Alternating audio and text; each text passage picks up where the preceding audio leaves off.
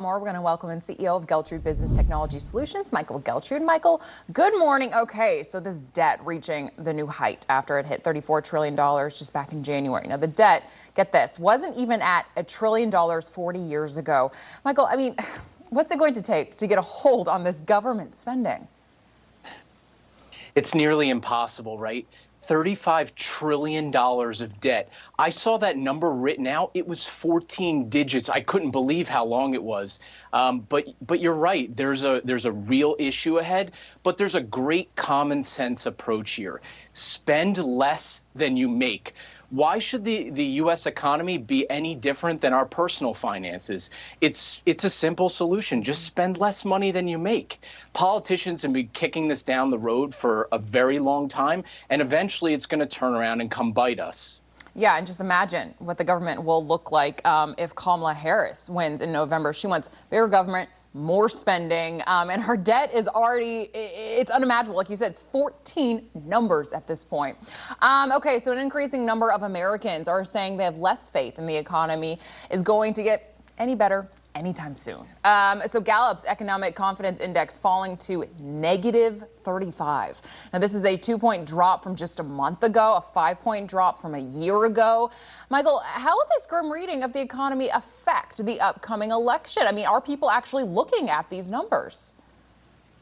People are absolutely looking at these numbers. It's very hard not to. You go to the grocery store, you go to a restaurant, the bills are just getting higher and higher. And the Gallup poll, as you mentioned, it even spoke about how 7 in 10 Americans believe that the economy is getting worse. That's just not a positive sign ahead of the election. I think we're going to see a lot of change when people go to the ballot boxes, and you know, it's going to have a downward effect, and we're going to see that play out in real time, which will be super interesting. Yeah, definitely. I mean, numbers do not lie. I mean, this is one of the main kitchen table issues that everybody is talking about. Think about what you paid for groceries 4 years ago when you head to that ballot box. Starbucks reporting its quarterly earnings fell 3% globally as Americans and the Chinese refused to pay for expensive coffees. This is a second straight quarter the company is reporting the sales drop. We've also seen food chains like McDonald's failing to attract customers with their now high prices. Michael, what is Starbucks going to have to do to get some of these customers back? I mean, people right now, they cannot afford to pay $7, $8, $9 for a coffee every single morning.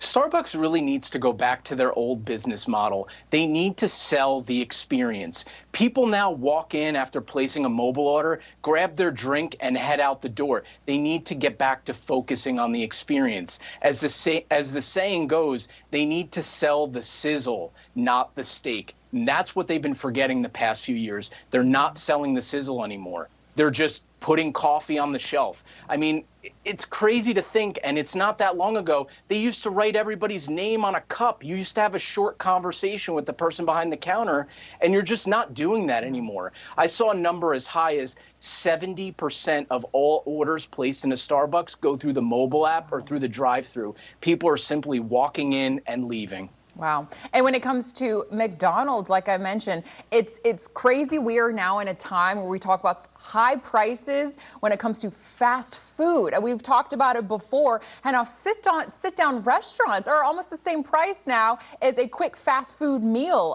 It's unattainable for most families. So finally, the U.S. Consumer Product Safety Commission is saying Amazon is responsible for any hazardous products sold on its platforms, regardless of if it comes from a third party. Okay, so some of these products include malfunctioning carbon monoxide protectors, unsafe hair dryers, among, of course, many other things. I mean, Michael, you think about millions and millions of products sold through Amazon. How are they going to be able to manage this level of oversight? 2 letters, AI. There's just no way that people can manage this with a human element. Technology needs to be heavily utilized here because there's countless amount of products on Amazon's site, but I think they got the ruling right here. Amazon really should be responsible for the products that are being sold on its site, and I think that the only way that we're going to see anything done here is if technology is used to simplify the process, and I really think we're going to see AI used here more than ever. Yeah, I've made my voice very loud, very clear about I'm very anti-AI, but however, this does sound something that would be beneficial to the consumer. So I'm all on board with that. Michael Geltrude, thank you so much for joining us this morning. I had a pleasure having you on. Thank you.